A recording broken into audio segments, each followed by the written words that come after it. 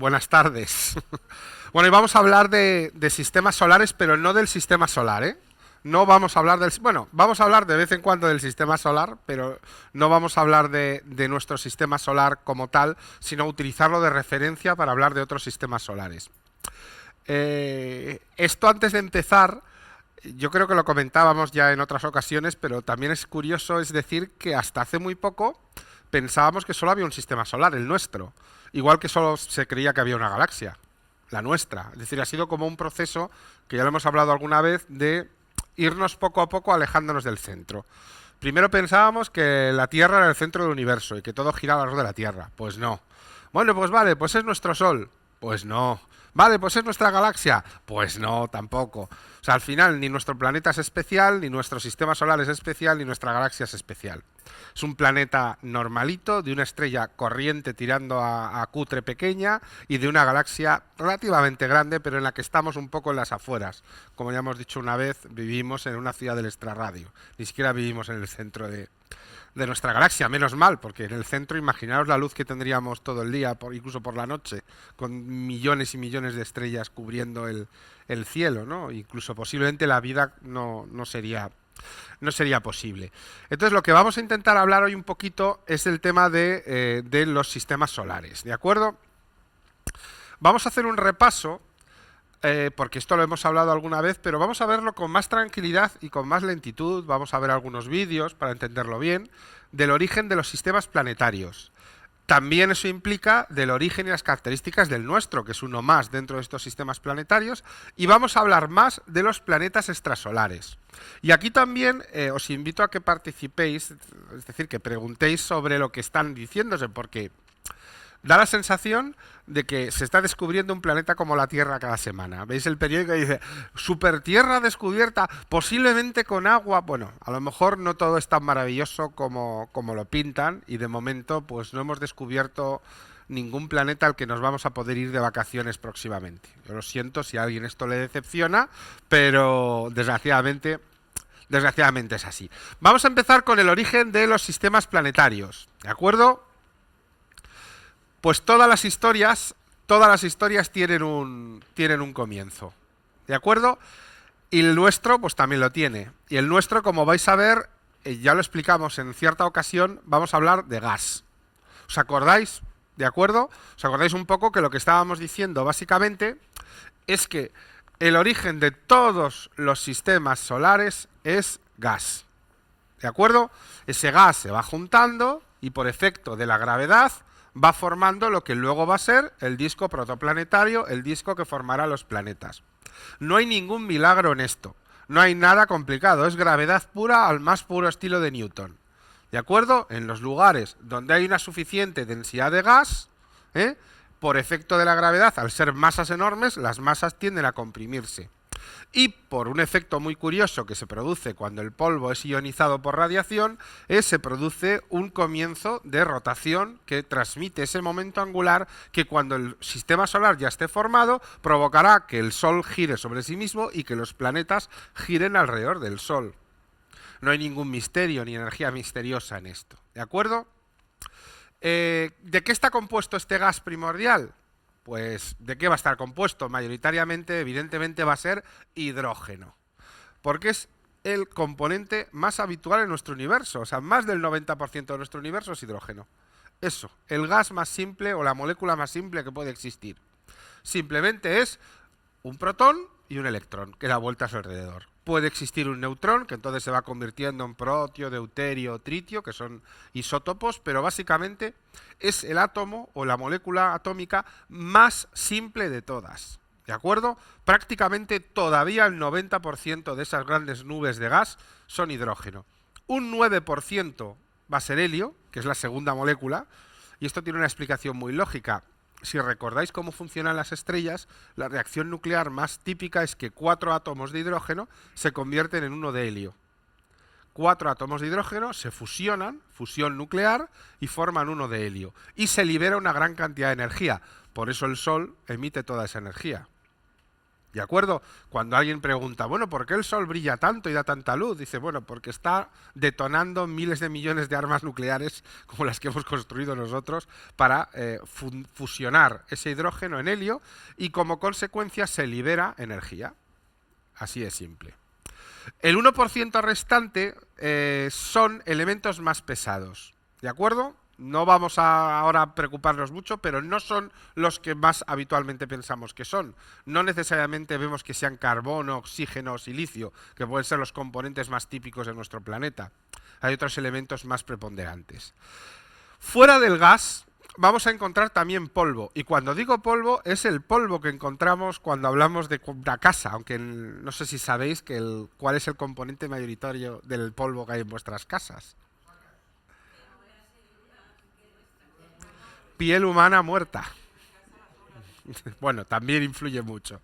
Pero la mayor parte del polvo, y la contaminación, pero la gran mayoría del polvo que se tiene en las casas es piel humana. Es nuestra propia piel que vamos perdiendo constantemente. Entonces es curioso, si cogéis en un microscopio y lo veis, os encontraréis que casi todo es piel humana inerte.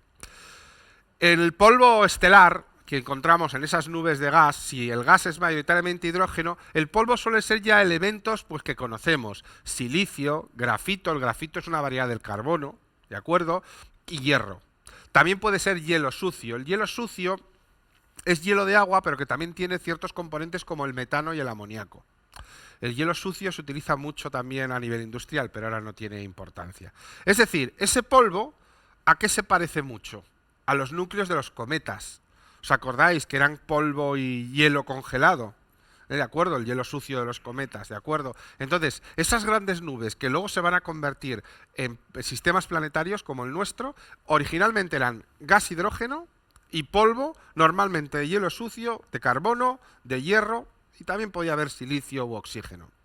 Es un núcleo cometario, pero en vez del tamaño de un cometa, muchísimo más grande que nuestro propio sistema solar. Por cierto que, aunque no me quiero parar mucho con este tema, los granos de polvo están fuertemente ionizados. ¿Por qué? Bueno, esas nubes moleculares o esas nubes que existen de gas no están solas en el espacio. Alrededor de ellas hay otras estrellas y otros sistemas solares u otras nubes. Eso está produciendo radiación. Esa radiación ioniza las partículas de polvo. ¿Qué es ionizar? Es ceder o ganar carga eléctrica. ¿De acuerdo? Un ejemplo de ionización muy sencillo es que os frotéis el pelo. Simplemente es una cesión de electrones entre dos cuerpos. Bueno, pues el polvo a nivel interestelar está sufriendo ese proceso porque hay otras estrellas que le bombardean con radiación. Entonces las partículas de polvo que tienen ese tamaño tan pequeño, de 10 a la menos 7 metros, tienen esa forma elongada, que además se provoca un efecto de viento solar que las impulsa a moverse. Normalmente, como toda la energía les viene desde una misma dirección, es la que provoca el inicio de esa rotación. ¿De acuerdo? Es decir, que parte, no toda, de la responsabilidad de la rotación que luego se va a transmitir a los planetas, viene también de ese momento angular que se adquiere al producirse la rotación por energía y viento solar. La gravedad, efectivamente, la gravedad no provoca la rotación, sino solo la compresión. Si no es por rozamiento eléctrico, por carga eléctrica, por ionización y también por empuje del viento solar. Pensad que el viento solar es muy débil, pero ya se ha previsto utilizarlo para impulsar naves espaciales. Las famosas velas solares serían naves espaciales que no utilizarían una propulsión química ni electrónica. Desplegaría una vela enorme y la presión de ese viento, esa energía, no es un viento en el sentido de algo que sopla, es energía. Es muy poca energía, pero la suficiente en el caso de que la vela sea suficientemente grande. El problema es que para una nave espacial pequeñita va bien, pero para una nave espacial, por ejemplo, como un transbordador espacial, la vela tendría que tener varios kilómetros de grande. O sea que realmente, y el movimiento sería muy lento al principio, la aceleración sería constante, luego se lograrían velocidades bastante altas. Pero bueno, sería una forma muy económica y también muy poco contaminante, aunque en el espacio pueda tener poco sentido hablar de esto, pero también una forma muy limpia de impulsar las naves espaciales. Con un láser. Con un láser. Es decir, desde el origen hasta el destino puedes utilizar un láser de alta energía que una los dos puntos y la nave lo único que tiene que tener es el láser tocando las velas. Un ordenador se encarga de corregir el rumbo y ya está. Simplemente moviendo las velas podrías coger giros sin ningún problema. Igual que se hace con el viento cuando se navega, exactamente igual. En este caso, pero en este caso la presión haría que giraras en un sentido o en otro. ¿Mm? Sí, ese es un proyecto que es privado, aunque la Agencia Espacial Europea se lo está tomando en serio para participar, de enviar una flotilla de unas 100 micronaves espaciales con velas solares a Próxima Centauri. Entonces se lanzarían 100 porque van a llegar muy pocas. Muchas probablemente queden destruidas al atravesar las zonas que hay más restos cometarios, más polvo estelar más allá de la nube de Oort y el cinturón de Kuiper. Y entonces dicen, si mandamos 100, pues a lo mejor llegan 3 de las 100, ¿no? Y hemos conseguido llegar. Si enviamos una, es muy probable que no llegue. Entonces la idea es una micronave, ¿eh? No sería más grande que balones de fútbol. Con lo cual la vela solar sería de unos pocos metros, con lo cual es algo bastante. Se podrían lanzar todas juntas o en 2 satélites o en uno, con un lanzador pesado como el Falcon Heavy o el Ariane 6, y una vez en órbita despliegan las velas que van plegadas y con una serie de láser son guiados hasta Próxima Centauri, que es un sistema solar que es el más próximo al nuestro, que está a 4,2 años luz. Se cree que con la aceleración lograda podrían llegar en un periodo de unos 40 años, que es un periodo de tiempo bastante razonable. 40 años dentro de lo que son estas distancias es un periodo de tiempo muy razonable. Luego habría que esperar 4 años a que nos llegara el OK de que han llegado, claro, porque es lo que tardaría la radio en llegar hasta la Tierra. Pero bueno, es una idea que surge ahí. ¿De acuerdo? Bueno, en la presentación yo creo que donde mejor lo podemos ver, evidentemente, son algunas de las grandes nebulosas que todos conocemos. Evidentemente, sobre todo M16, el Águila, los famosos pilares de la creación, ¿no? Que yo creo que han sido siempre un poco la gran muestra de lo que es un criadero de estrellas. Recordad que aunque le llamen los pilares de la creación, es la nebulosa del Águila, ¿de acuerdo? En M16, cerquita de Orión, cerquita de la constelación de Orión. Lo digo porque están repitiendo tanto lo de los pilares de la creación que no es el nombre correcto. Es Messier 16, catálogo de Messier 16, nebulosa del Águila. Esta es una formación que va a durar muy poco. Muy poco. 500.000 años. Es como muy poco. Bueno, a efectos de lo que dura del universo o de cualquier fenómeno galáctico, 500.000 años es nada. No nos engañemos, es muy poco tiempo. El gas se está consumiendo y el polvo a mucha velocidad porque se están creando muchísimas estrellas dentro de ese criadero de estrellas. A ver si podemos ver el vídeo.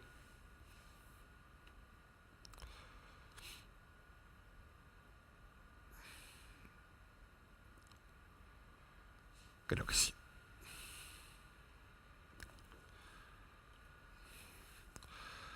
Cortesía de la Agencia Espacial Europea. Bueno, vamos a ver cómo se ve en diversas frecuencias de luz la nebulosa M16, ¿de acuerdo? Vamos a empezar, ¿cómo lo veríamos? Desde la luz visible, cómo se ve en infrarrojo lejano, y bueno, luz visible y los infrarrojos. Creo que no vamos al ultravioleta. Y rayos X. Es verdad que el Newton es también de la Agencia Espacial Europea. ¿De acuerdo? Vamos a ver algunas de las visiones que tiene este criadero de estrellas, porque esto es como lo vemos con luz visible a través del Hubble. ¿De acuerdo? En este caso, la colorización de los pilares sí que es real. Sin embargo, si nos vamos al infrarrojo, desaparecen las nubes. Ya solo vemos las estrellas que hay dentro, porque son las que emiten energía. Las nubes se calientan por efecto de esa energía. ¿De acuerdo? Volvemos al visible, ¿os dais cuenta? Y podemos ver de nuevo los pilares de la creación. Pero eso no es más que polvo y nubes. Si nos alejamos un poco, aquí vamos a ver la foto en gran angular que tomó el telescopio espacial Hubble. ¿Veis? ¿Veis el zoom que hace? Que es absolutamente increíble. Antes solo veíamos eso. O sea, solo veíamos esa mancha rojiza. Pero él hace ahora un zoom tremendo. Pero en infrarrojo lejano, a través del telescopio Herschel, vemos incluso las propias estrellas, los discos protoplanetarios. Es decir, los sistemas solares que se están formando, que en luz visible no los podríamos ver. Es decir, ya no solo está la estrella en el centro naciendo, sino también los futuros planetas que la rodearán. Es un criadero de estrellas que está oculto por esa nube, digamos, que actúa como la bolsa en la que están naciendo todas esas estrellas. De nuevo aquí nos alejamos de esa imagen y creo que acabaremos con el telescopio Newton y viéndolo en rayos X. Bueno, aquí nos está situando la constelación para que veamos un poco... No nos han enseñado los rayos X. Estos son los créditos. Bueno, para que os hagáis una idea de cuando veis los pilares de creación, es de las pocas veces que la colorización que veis es real. Normalmente ya os comenté que es falsa, pero aquí las nubes moleculares sí, porque no es hidrógeno solo. Hay muchísimos otros elementos en el polvo y eso es lo que provoca la aparición de colores diferentes. Tonos rojizos que indican la presencia de hierro, por ejemplo, ¿no? No están tratadas. Bueno, están tratadas informáticamente para aclarar las imágenes, eso es, pero no se les asigna ningún tipo de color distinto. ¿De acuerdo? Si vemos esta otra imagen,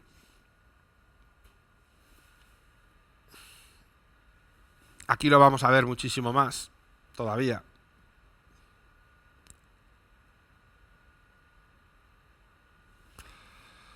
Según vamos utilizando diferentes tonos de espectros, vamos encontrando también diversas imágenes que anteriormente no veíamos. Ahí vamos a hacer el zoom sobre los pilares de la creación. Sobre ese, si os dais cuenta, es un trocito muy pequeño de la nebulosa.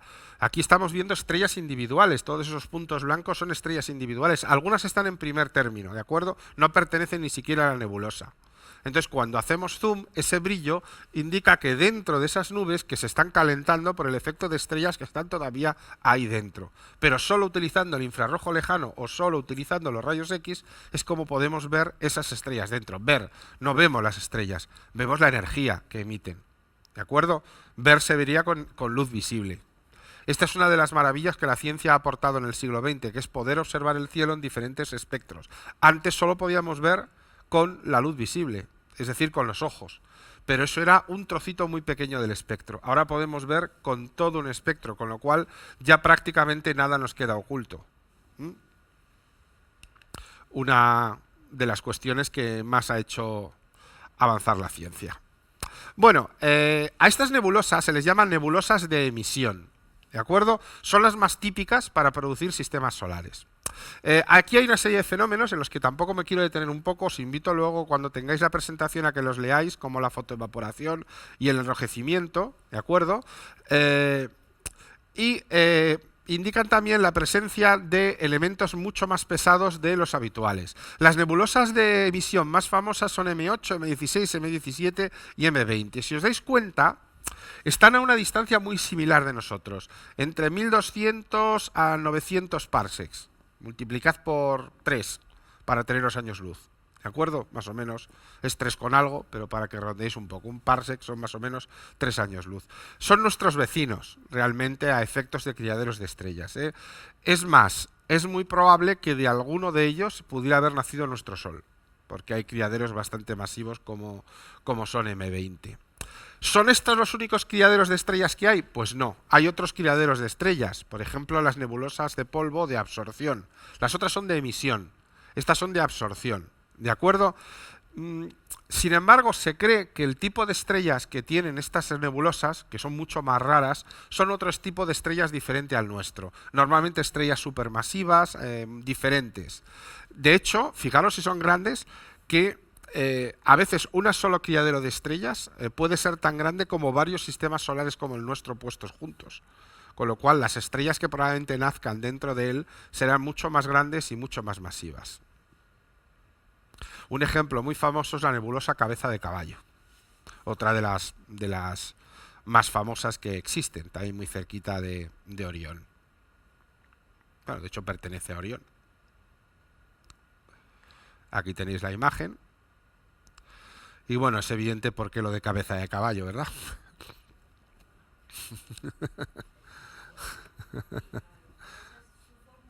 Sí, es su forma real, que es esta en realidad. Así es como es en realidad, pero vista desde la Tierra. Recordad que esta forma de mirar la vemos así accidentalmente. Si estuviéramos mirando dando 360 grados alrededor de esta figura, veríamos otra cosa distinta. Esto es muy importante entenderlo para cualquier persona que le gusta la astronomía. Sé que es un poco decepcionante, pero las imágenes que vemos en el cielo dependen del lugar donde miras y del tiempo en el que estás mirando. No están ahí eternamente. Las estrellas que forman la Osa Mayor y que nos parecen ahí, que forman ese carro tan perfectamente visible, si lo estuviéramos mirando desde otro lugar totalmente distinto, la veríamos también totalmente distintas. Las estrellas no están clavadas en el cielo. Hay estrellas que están más cerca, otras que están más lejos. Pero claro, si yo coloco aquí tres objetos a distintas distancias, no en línea recta, y lo miráis 90 grados desde ahí, os van a parecer que los tres objetos están a la misma distancia. Pero en realidad no lo están. Es un efecto óptico nada más. Con lo cual, esa parte de la astronomía que nos gusta tanto de mirar las estrellas y ver las formas geométricas que dibujan, es en realidad la menos objetiva y la más irreal de la astronomía. Porque hace 1 millón de años eran otros, dentro de 1 millón de años eran otros, y hoy en día, si en vez de mirar desde la Tierra, miro desde otro sistema solar, es otro dibujo también. Siento ser decepcionante en ese aspecto, pero es así. Bueno, ¿y cómo nacen las estrellas? Hemos visto estas nubes moleculares. ¿Qué es lo que sucede dentro de ahí? Pues colapso gravitatorio. Si vosotros colocáis muchísima masa, toda esa masa tiende a colapsar hacia el centro. Y si no, tiraros de golpe sobre una cama y ya veréis lo que pasa, como toda la colcha y toda la cama de repente se mete hacia adentro haciendo un agujero negro, ¿no? Esa deformidad espaciotemporal, efectivamente. Digamos que hay un fenómeno que tiene que ver con la gravedad, también con la energía cinética. Aquí dejo un montón de matemáticas que creo que tampoco son excesivamente importantes, pero para que también las conozcáis. Y ese colapso llega hasta tal punto que cuando alcanza una cierta densidad, se producen las primeras reacciones nucleares y el núcleo se convierte en una estrella. Pero alrededor todavía hay un montón de gas girando de una manera plana. Es decir, lo del centro se ha convertido en una gran esfera donde se está acumulando toda la masa, el polvo y el gas, y alrededor todavía hay un montón de elementos. Pero fijaros, ¿qué es lo que la estrella va a absorber primero para producir más energía? Es el hidrógeno. Eso explica por qué en el centro se acumula el hidrógeno y forma la estrella, y sin embargo por los alrededores queda el material sobrante que formarán los planetas. El silicio, las rocas de hierro, las rocas de carbono. Pero claro, eso era solo un 1%. Con lo cual los planetas siempre van a ser muchísimo más pequeños que las estrellas, porque el 90% ha formado la estrella o algún gigante gaseoso. En nuestro sistema solar tenemos una excepción, que es Júpiter. Ya lo he comentado alguna vez, a Júpiter le faltó un poquito de masa para convertirse en una estrella. Si hubiera sido un pelín más grande, hubiera colapsado completamente gravitatoriamente, se hubiera encendido y hoy en día en vez de un sol tendríamos dos. Un gran sol central y un sol más pequeño, más lejano, que sería Júpiter. Un sistema solar doble, que esto hay muchos. Próxima Centauri es un claro ejemplo. Sirio son 4 soles en el mismo sistema solar. Anda, que para haya noche ahí, tiene que ser ya que se hagan eclipses mutuos las estrellas, hasta que un día sea de noche, ¿no? O sea, en un sistema solar doble podría haber noches, coincidir que hubiera noches. Rara vez, pero de vez en cuando habría noches. En un sistema solar triple o cuádruple no se conocerían las noches. Sería eternamente de día. Imaginaos eso lo que cambia. Totalmente. El ciclo de la vida no podría... de hecho, en muchos aspectos el cambio sería radical y total. Lo que pasa es que no se puede imaginar un fenómeno que convirtiera a Júpiter en una estrella. Ahora ya. Eso tuvo que suceder cuando el sistema solar comenzó y entonces no había vida. La vida vino después. La vida ya se adaptó a las condiciones que había en el sistema solar primigenio. Si hubieran sido 2 soles, posiblemente pues no habría murciélagos, yo qué sé, por poner un ejemplo, ¿no? O cualquier. Las mareas serían distintas, aunque ya sabes que el mayor influencia en la marea es la luna, mucho más que el sol. Pero sí, también serían absolutamente distintas. Cuando esa estrella nace, todo ese disco que está formando las estrellas suele ser mucho más grande que un sistema solar. Lo que pasa es que luego todo ese gas se va condensando en lo que será la estrella y los planetas. Es decir, que estamos alrededor de una gran masa muchísimo mayor que los sistemas solares y conforme se va condensando y formando la estrella central y luego los planetas, se va haciendo más pequeña porque de alguna manera está consumiendo el gas y el polvo. Hasta que prácticamente no queda en nuestro sistema solar, quitando el poco que queda en el cinturón de asteroides y en el de Kuiper, o la nube de Oort, ya no queda prácticamente nada de ese gas y de ese polvo. De vez en cuando nos llega un cometa que arrastra un poco de ese polvo que viene de lo que fue originariamente el sistema solar. Por eso, las últimas misiones de NASA y ESA, y también de la JAXA japonesa, están mirando tanto asteroides y cometas, porque son los remanentes del origen del sistema solar. Los planetas han sido sometidos a muchos cambios. La Tierra de ahora no tenía que ver con la Tierra que se formó hace 4.600 millones de años, es totalmente diferente. Pero esos asteroides, esos cometas siguen siendo los mismos que cuando se formó el sistema solar. Son los trozos que han sobrado. Hay ¿cómo se dice? Donde tiran la basura, los desechos, ¿no? Que tiraron, que ya no, esto nos sobró. Y de vez en cuando eso que nos sobró nos vuelve en forma de cometa, un trozo.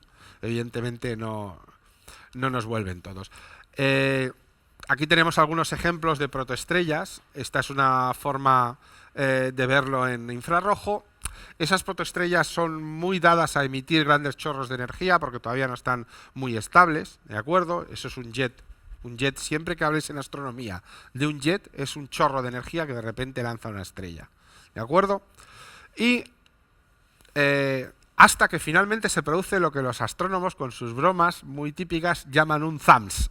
Ha hecho un THUMS. Un THUMS es cuando la estrella ya arranca como estrella. Dice, ya se ha librado de todo el gas que tiene alrededor y dice un Zero Age Main Sequence, es decir, secuencia principal año cero o edad cero. Dice, a partir de aquí empezamos a contar. En ese momento la estrella se desengancha de los restos que haya y dice, eso para que forméis planetas. Y yo ya soy una estrella. Yo ya controlo todo esto, dais vueltas alrededor mío y haced lo que queráis con todo ese gas, que yo ya tengo lo que necesito para vivir mis miles de millones de años o mis pocos millones de años. Es una estrella muy masiva. A lo mejor es una estrella tan masiva que se ha comido todo el gas y todo el polvo. Entonces esa estrella será enorme y vivirá muy poco.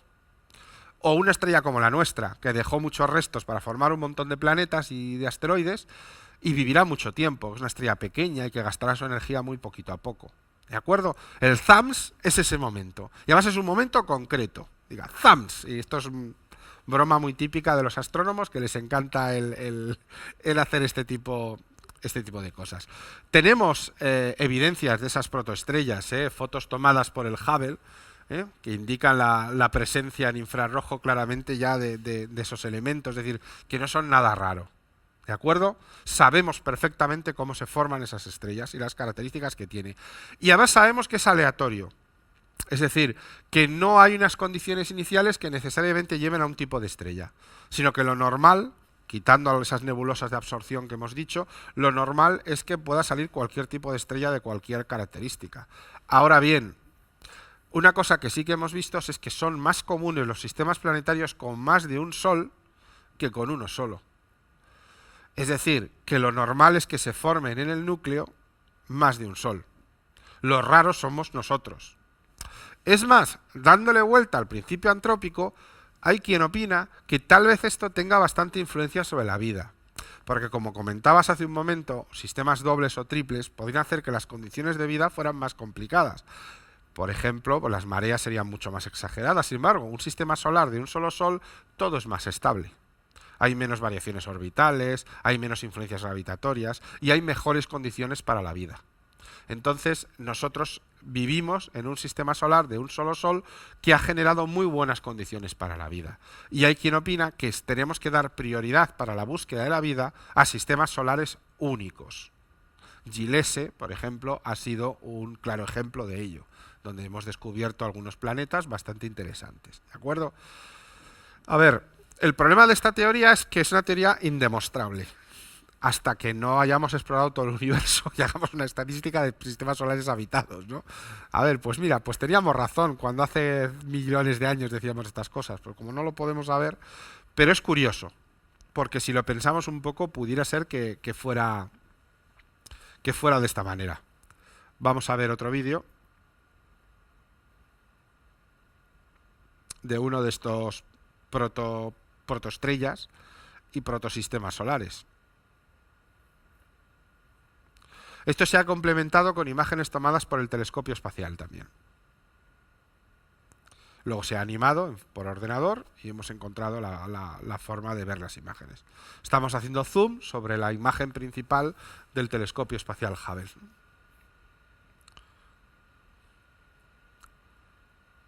Y ahí encontramos, ahí está, esa manchita de ahí es una protoestrella naciendo, en pleno ZAMS. Os dais cuenta que ya vemos el punto de la estrella y cómo el gas ya está separado de ella. Ya se ha producido el tortazo y ya la estrella como tal ha nacido. Sí, es una foto actual. Es una foto actual. No es un segundo. No, si te refieres, no es un tiempo que... no lo sé, mira, lo tendría que mirar, pero probablemente estaríamos hablando de meses, de unos meses. No, no, no de años ni nada por el estilo, no, para nada. Estaríamos hablando de meses. Pero tengo que comprobarlo, ¿eh? No puedo estar seguro. Eh, Uno de los más famosos de estos es Beta Pictoris. Estas fotos lo que se hace es tapar, cuando haces la foto, tapas el centro para que la estrella no salga. Y de esa manera que su luz queda oculta y podemos ver los gases calientes todavía alrededor de la estrella, en este caso escapando con un chorro, con un jet relativista. Y bueno, ¿y por qué son tan importantes los discos protoplanetarios? O como dicen algunos circunstelares, yo me gusta más protoplanetarios. Bueno, porque para entender cómo se forman los planetas, ¿de acuerdo? Y esto también nos lleva a ver si podemos encontrar alguna regla que nos haga decir cómo se forman los planetas semejantes a la Tierra. Porque de esa manera entonces lo que haríamos sería buscar el tipo de estrellas que le correspondan, las características que tengan, y entonces solo, si supiéramos eso, diríamos, mira, de todas las estrellas de la Vía Láctea solo hay que mirar este tipo de estrellas, porque son las únicas que pueden tener planetas como la Tierra, y centrarnos en ese estudio. ¿De acuerdo?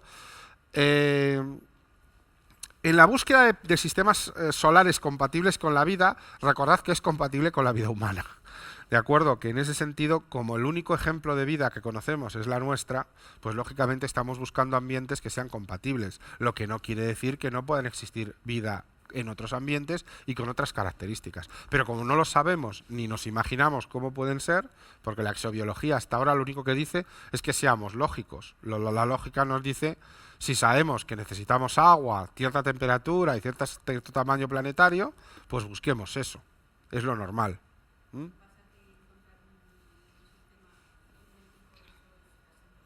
No, es imposible. Yo quito el casi.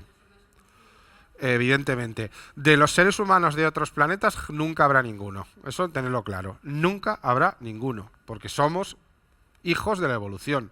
Y la evolución es meramente accidental.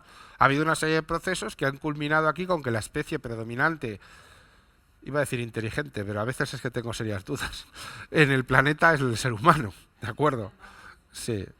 La humanidad, pero la humanidad, pensad que en el fondo se ha beneficiado de un montón de cosas. Es decir, ¿y si el asteroide que chocó con la Tierra, el Chicxulub, no hubiera caído?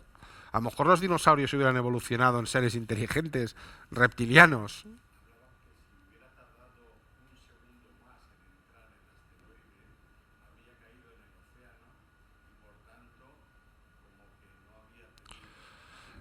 Pues simplemente ese segundo de diferencia, pero incluso hay más aspectos que también pueden influir, como fue por ejemplo el volcán de Tomba, ¿no? Si hubiera extinguido a la especie humana cuando eran unos pocos miles los que vivían en África, ¿no? Y provocó ese cuello de botella que por eso explica nuestra poca variedad genética. Tenemos una variedad genética muy escasa.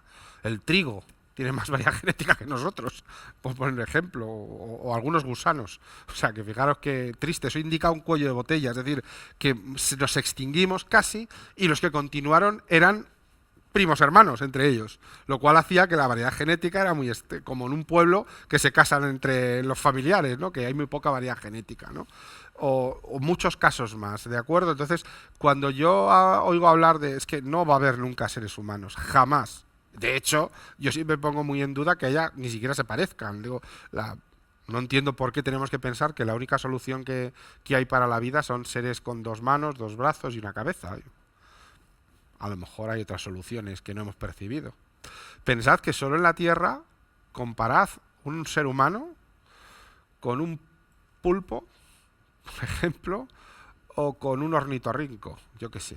O sea, qué tres formas de moverse tan diferentes, ¿no? O un pájaro. Es decir, que si solo eso se ha producido en un mismo entorno genético, que venimos todos del mismo sitio, pero bueno, esto nos salimos un poquito de lo que realmente nos pueda preocupar. Luego ya hablaremos de eso, porque tenemos un montón de diapositivas. Bueno, por la nube aumenta su velocidad porque disminuye su tamaño. ¿De acuerdo? Esto ya lo explicamos, que es puro momento angular. Siempre que estás girando sobre ti mismo, si pliegas los brazos sobre ti mismo, aumentas la velocidad de giro. Si los despliegas, te mueves más despacio. Y si no, mirad a un patinador, que es lo que hace el patinador. Hacer los brazos, me muevo más despacio al girar sobre mí mismo. Pliego los brazos y sin hacer ningún esfuerzo, mi cuerpo gira a más velocidad. Hay una relación entre el radio de giro y la velocidad. Están relacionados entre sí.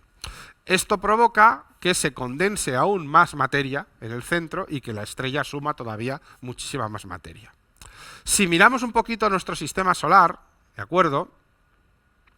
Sin pararnos demasiado en el sistema solar, ¿qué características tenemos? Bueno, pues que cada planeta está aislado en el espacio y de hecho la separación es cada vez mayor. Es decir, los planetas Mercurio, Venus, la Tierra o Marte cada vez están más alejados entre sí. ¿De acuerdo? La distancia Mercurio-Tierra, perdón, Mercurio-Sol o la de Venus a Mercurio es mucho mayor. Hay unas fracciones que las unen y de que se calcula muy bien. Las distancias ya entre Júpiter a Saturno, a Neptuno, ya son distancias que cabrían todo el resto del sistema solar en esos agujeros, ¿no? Para que os hagáis una idea de esos tamaños. Las órbitas son casi circulares, y digo casi porque no son circulares, pero casi lo son. Ya sabéis que son una elipse con el Sol en un foco. Casi coplanares, eso explica el disco. Coplanares quiere decir que están todos en el mismo plano, salvo Plutón, por ejemplo, que está un poco inclinado, y esa es una de las razones por la que se les ha quitado de planeta, porque realmente, ¿con qué encajaría mucho más? Con un asteroide o un cometa, brutal y enorme, pero realmente tiene mucha pinta que Neptuno en algún momento lo capturó y luego le dejó rotando en esa órbita tan rara, que es un poco inclinada. Todos rotan en el mismo sentido que el Sol, ¿de acuerdo? Todos en la misma dirección, con lo cual todos, absolutamente todos. La rotación solar es toda igual. Si no, no tendría sentido. Eso ya es otro tema, porque hay excepciones tanto en planetas como en lunas, pero la rotación de los planetas alrededor del Sol es toda en el mismo sentido, porque eso explica muy bien el momento angular que tenía la nube cuando giraba, se ha transmitido a cada uno de los planetas. Recordad que la energía ni se crea ni se destruye, solo se transforma. Lo que antes era toda la energía que tenía cinética al moverse, se ha transmitido a los planetas que se sigue moviendo alrededor del Sol. Por eso que nos decían de pequeños tienen bastante razón. De hecho, es esas cosas que te decían de pequeños, pero son verdad. Es decir, no... hay ciertas excepciones, por ejemplo los agujeros negros, pero bueno. Los satélites en su mayoría también rotan en la misma dirección que los planetas, también hay excepciones, como los de Marte, por ejemplo, y algunos de Saturno. Hay diferenciación planetaria, recordad, planetas rocosos cercanos al Sol y gigantes gaseosos que no tienen superficie sólida, lejanos del Sol, ¿de acuerdo? Y hay asteroides, hay cometas, etcétera, etcétera. Y realmente la formación planetaria fue un poquito, pues como hemos descrito, ¿de acuerdo? Empezamos con la nube que se va condensando, se forma el disco protoplanetario, en el centro la estrella va subiendo energía, se produce el THAMS y ahí tenemos nuestro sistema solar que básicamente no ha cambiado a lo largo de estos miles de millones de años. Se mantiene muy estable siempre y cuando no desaparezca alguno de los elementos que mantienen esa estabilidad, como por ejemplo el Sol. Evidentemente, cuando el Sol empieza a perder masa, porque ya no tenga combustible, ahí la cosa va a cambiar. Y ahí nuestro planeta tiene un mal futuro. Bastante mal futuro. Lo que pasa es que pues quedan 8.000 millones de años. Y si no nos suelen preocupar mucho las cosas que van a pasar más allá de las siguientes elecciones, pues bueno, ahora últimamente no, que votamos cada 2 por 3. Pero si fuera así, cada 4 años, pues el preocuparnos de lo que va a pasar dentro de 8.000 millones de años, pues tampoco es muy importante. ¿Por qué los planetas exteriores parecen que siempre se sitúan en el exterior? ¿Por qué? Porque yo es lo primero que pregunto, digo, bueno, ¿y por qué Júpiter, Saturno están tan lejos y los rocosos, con la excepción de Plutón, que ni siquiera es un planeta ya, están tan cerca? ¿Por qué no al revés?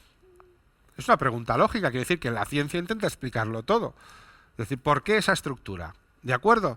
Bueno, lo llamamos la línea de nieve. La línea de nieve es la línea que dividiría el sistema solar interior, la zona de los asteroides, hasta dentro, hasta la Tierra, Venus, Mercurio y Marte, y luego más allá está toda la exterior. Bueno, se forman lejos de la estrella, principalmente, creemos, aquí hay algunas dudas, por el tema de la temperatura, que afecta un poco a los materiales, a la forma de comportarse de los materiales. ¿Qué sucede? Por efecto, una vez que la estrella empieza a brillar, por efecto gravitatorio, atrae, y también por temperatura, primero a elementos más pesados. Por ejemplo, carbono, silicio, hierro, de lo que están formados los planetas. ¿De qué están formados los gigantes gaseosos?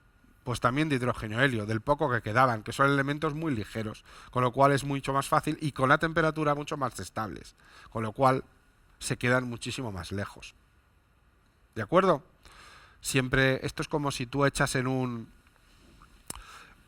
masa, en una cosa que vas a hornear, ¿no? Que has echado ahí los huevos y la harina y lo has preparado y le echas chocolate, onzas de chocolate, ¿no?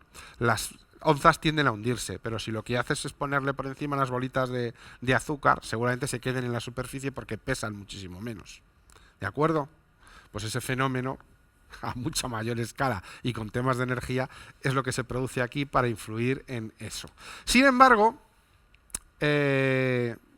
también hay gente que dice que tal vez los planetas gigantes fueron los primeros que se formaron, precisamente.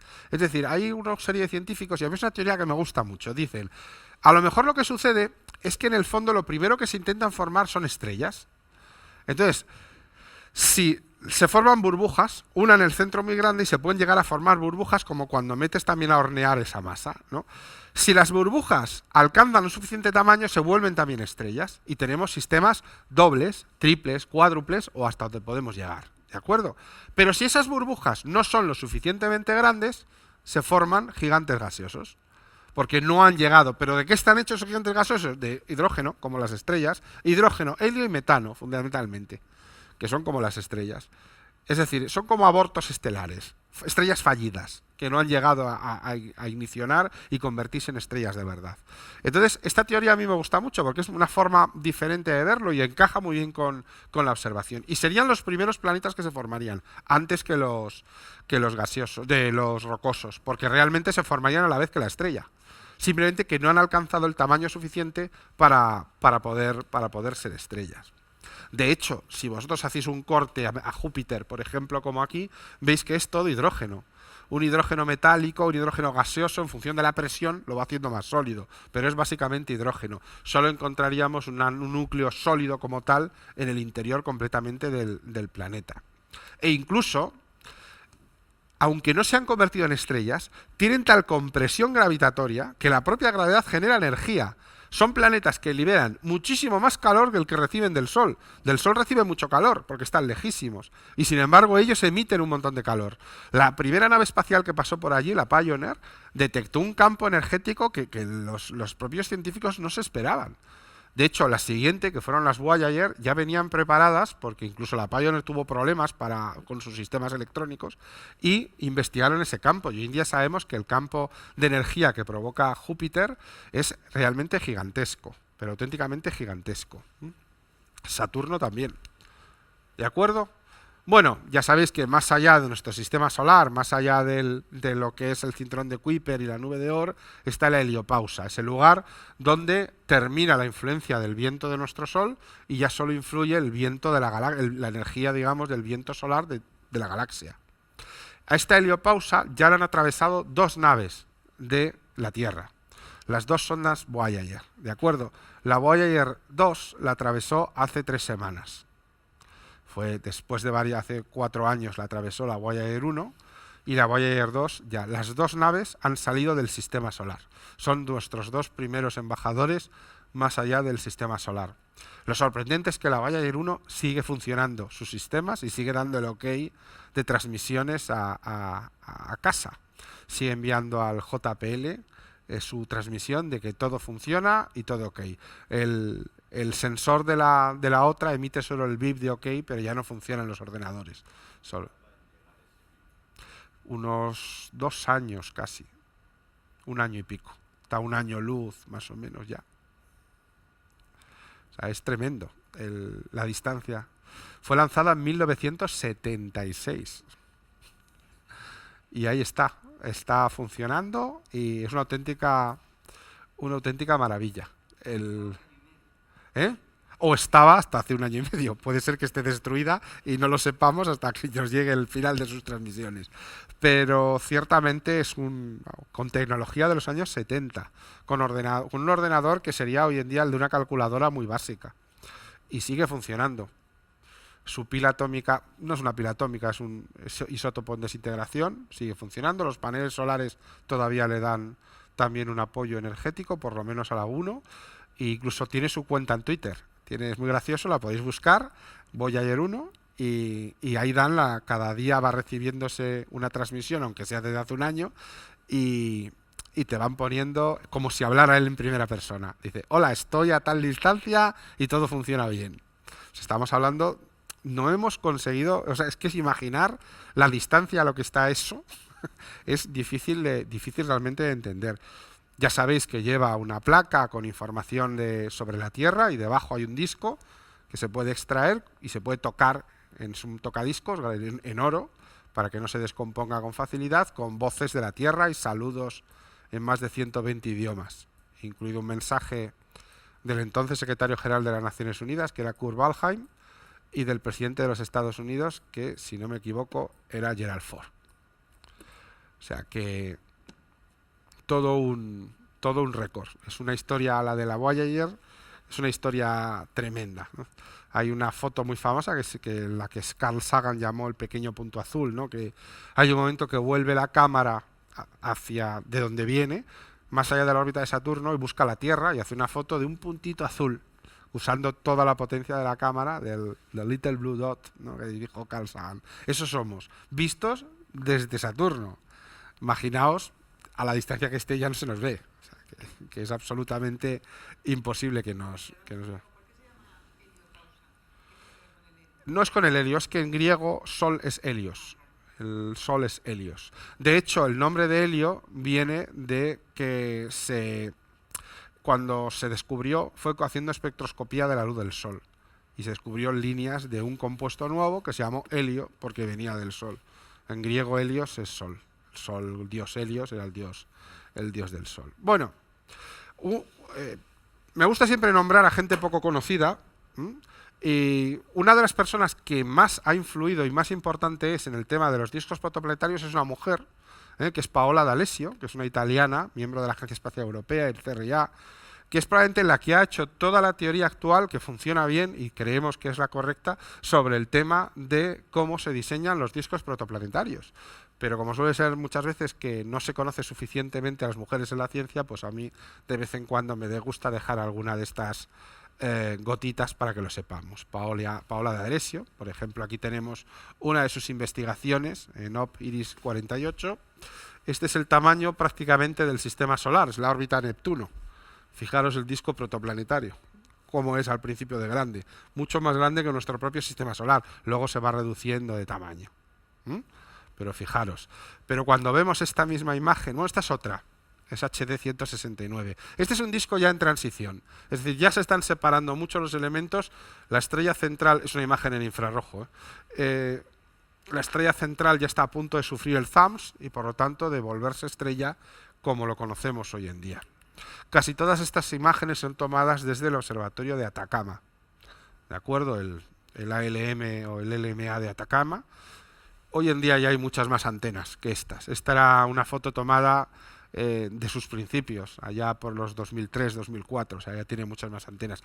Ya sabéis que Atacama está construido en el altiplano.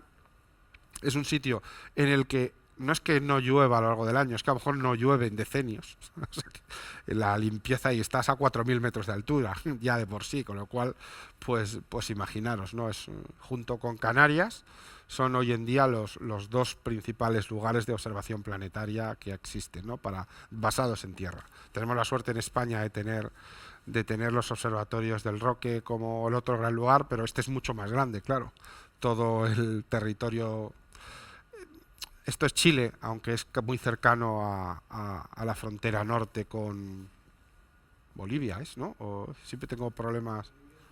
Sí, a su derecha, eso es, justo. Bueno, porque son volcanes. En el altiplano, ¿cómo le llaman? La Puna, ¿no? Le llaman la Puna, le llaman los indios, de los habitantes originales de allí. Es una zona volcánica, es una meseta volcánica a gran altura. Son casi todos volcanes, hay volcanes muy altos, volcanes de 6 y 7 mil metros. La Concagua, por ejemplo, o el Chimborazo.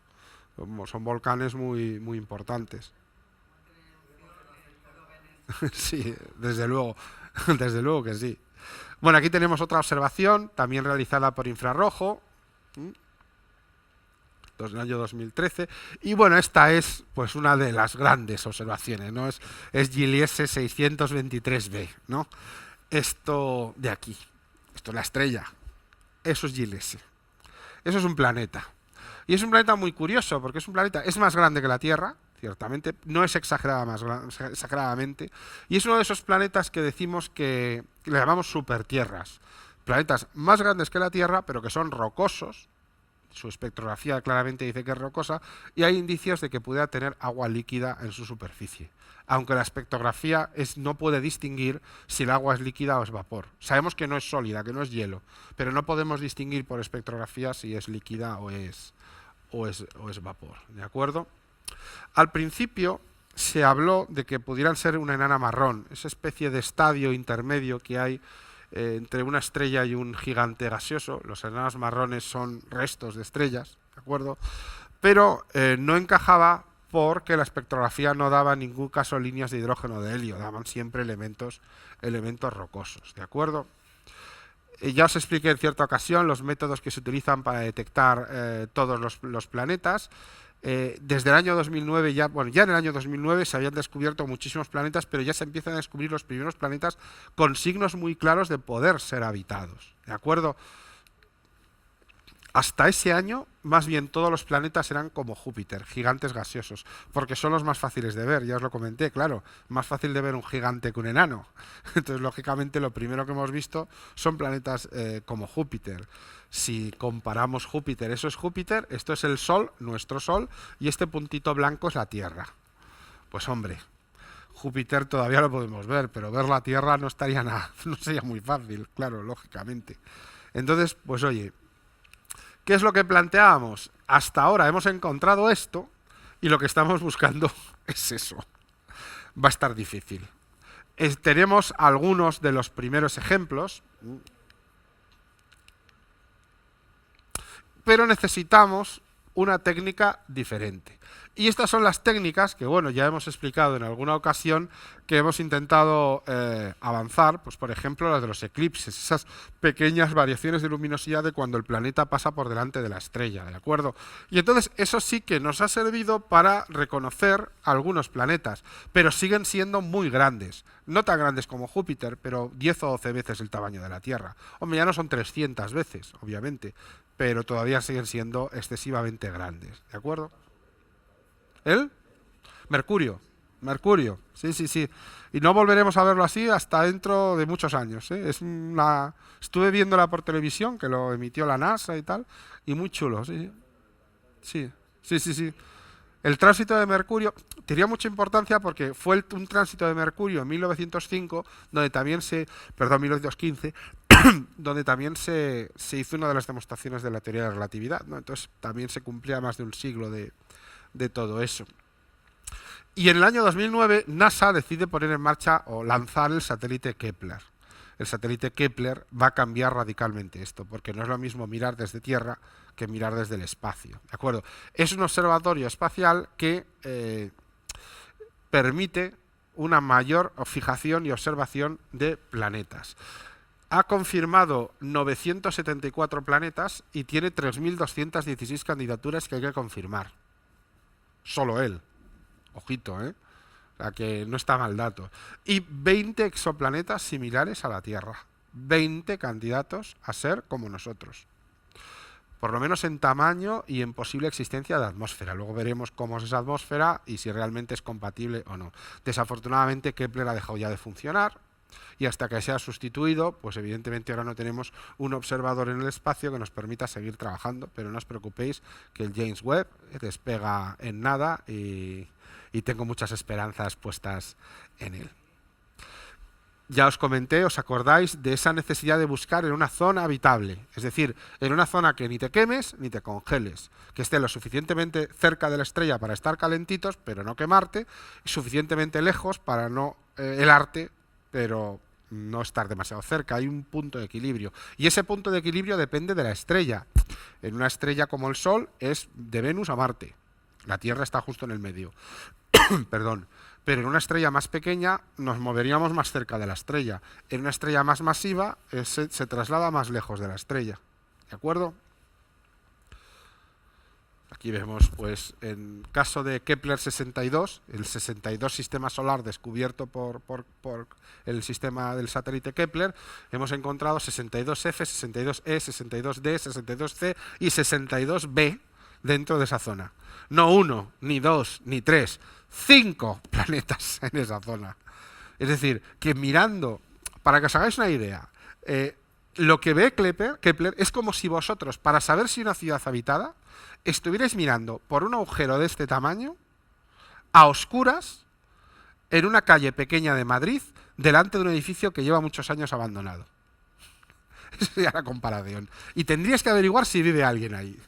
En Madrid, digo, tendrías que tener la suerte de que pasara una persona en ese momento, ¿no? Pues un poco es lo que estamos mirando ahora, ¿no? Y sin embargo, mirando con tan pocas condiciones, hemos encontrado cosas como estas, sistemas solares con 5 planetas situados a la distancia correcta de una estrella relativamente similar a la nuestra. Pero claro, también hay que tener en cuenta pues lo que hemos hablado de las lunas de Europa y Encélado. Es decir, a lo mejor el planeta está en una zona fría, pero dentro está emitiendo energía para que pudiéramos encontrar vida que funciona pues de fuentes hidrotermales. Por ejemplo, a mí esta es una pregunta que, no sé qué hora es, espero... No, vamos bien. Vamos ya al final casi.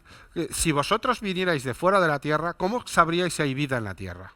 Es decir, ¿cómo podríamos averiguar, viniendo desde fuera, si hay vida en la Tierra? Porque claro, desde mucha distancia yo puedo ver que hay oxígeno y ozono, que es algo muy relacionado con la vida.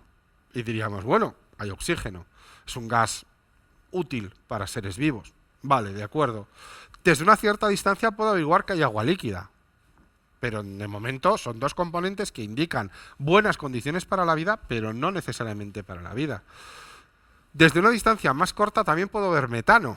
Las vacas producen mucho metano y otros elementos, pero tampoco únicamente el metano puede ser producido por eso. Es decir, tendría que estar muy cerca para detectar cierta variación de longitudes de onda provocadas, por ejemplo, por radiaciones electromagnéticas, nuestras transmisiones televisivas y de radio, ¿de acuerdo? O las luces de nuestras ciudades. Es decir, no es fácil saber si un planeta tiene vida.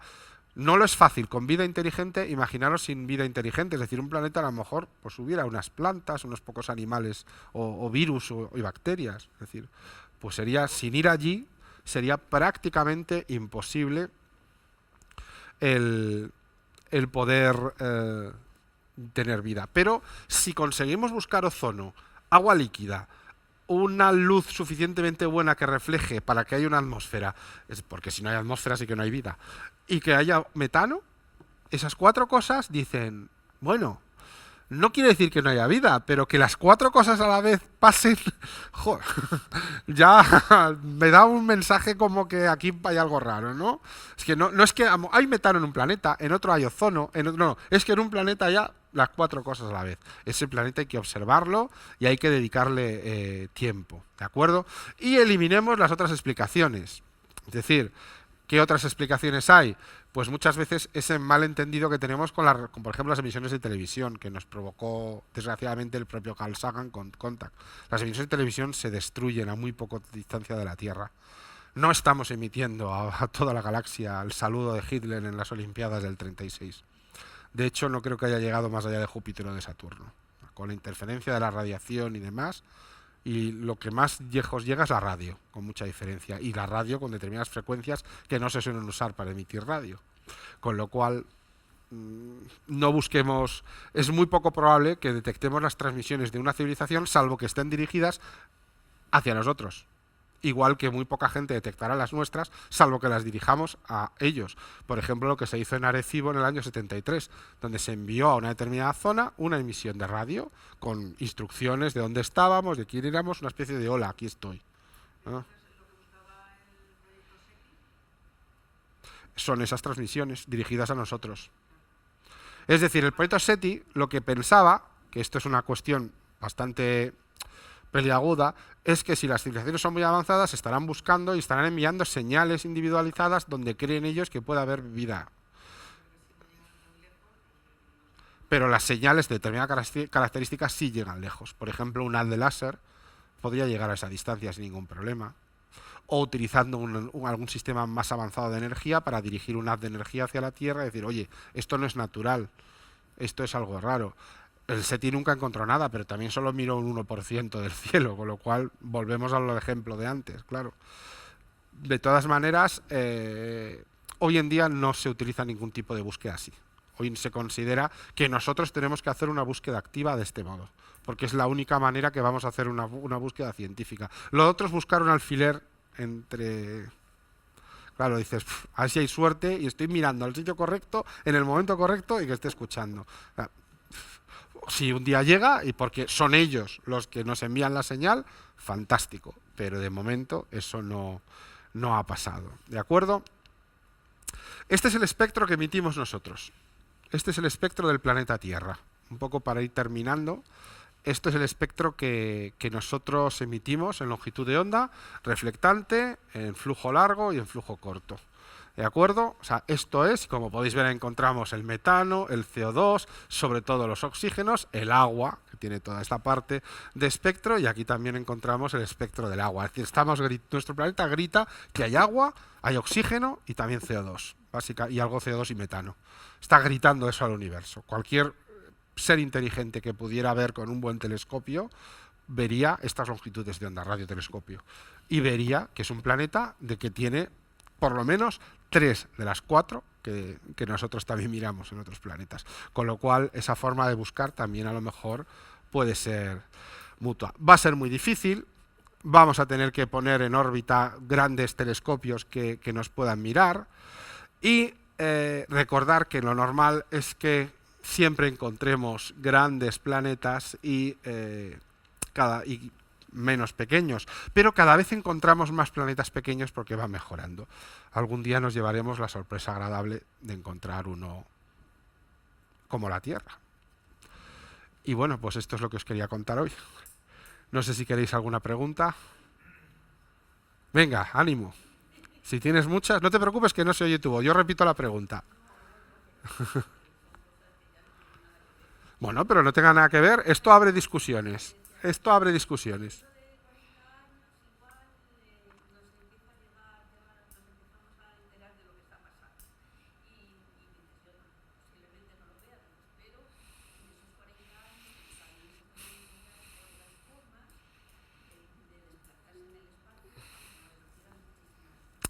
Desgraciadamente, sí. La pregunta es un poco si hoy en día esa flotilla de naves espaciales que tardaría 40 años en llegar, por ejemplo, hasta Próxima Centauri, si, por ejemplo, despega y en esos 40 años inventamos un sistema de viaje que sea, por ejemplo, a más velocidad que la luz, claro, y les adelantaríamos. Es decir, que a lo mejor resulta que cuando llegaran esas naves ya estaríamos nosotros allí.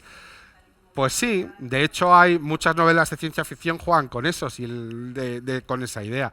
Pero de momento ni nos hemos acercado ni hemos encontrado nada que resquebraje a Einstein, ni lo más mínimo. Ni lo más mínimo.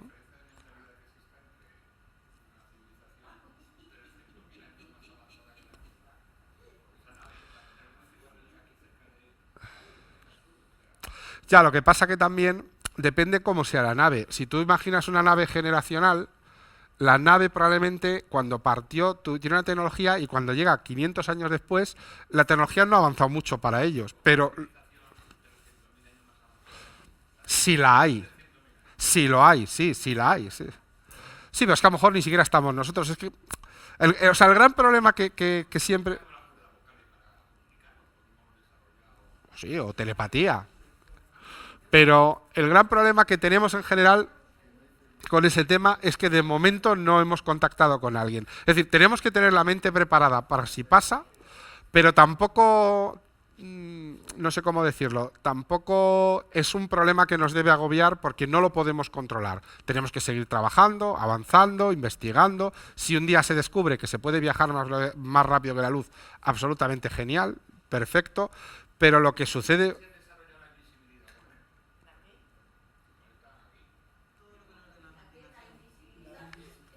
Sí, puede ser, puede ser. O que puede ser, pero que más razón me da a mí para decir que como no podemos saberlo, lo único que podemos hacer es seguir avanzando nosotros para intentar reducir esa distancia. Porque también, y esto es un ejemplo que yo pongo mucho, ¿y si somos los primeros? Porque alguien tuvo que ser el primero. Sí, vale. Pero oye, imagínate, yo te pongo el ejemplo, igual que tú me pides el otro, te pongo ese ejemplo. Imagínate que somos los primeros. Es decir, que hay más, pero van más atrás que nosotros. Que nosotros somos los primeros. Y que cuando ellas lleguen, nosotros ya vamos, de hecho vamos a ir a su planeta. Dios mío, lo que haríamos, no quiero ni pensarlo, si fuéramos los primeros. Y podría pasar. Es decir, que también se podría dar esa circunstancia.